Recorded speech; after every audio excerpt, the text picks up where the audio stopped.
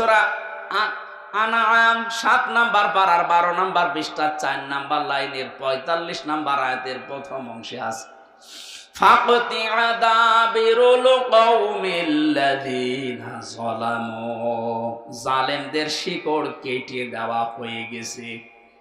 কতিয়া এটা মজহুল, কেটেছে কে ফাইল জানা নেই। আপনি তাই দেখতে পাবেন ৫ আগস্টের বিকাল ৫টা বাজতে বাজতে জালেমদের বাড়ি ঘর, ওদের অফিস সবগুলো গুড়িয়ে দিয়েছে। কে ভেঙেছে? ফাইল নেই। এক কথা বলছেন না কেন?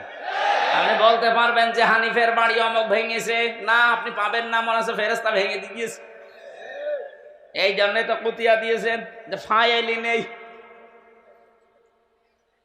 তাহলে আমরা এখান থেকে কি নিতে পারি? এদের এত বড় শিকড় যদি আল্লাহ একেবারে মাটি থেকে উপড়িয়ে ফেলতে পারে, ওদের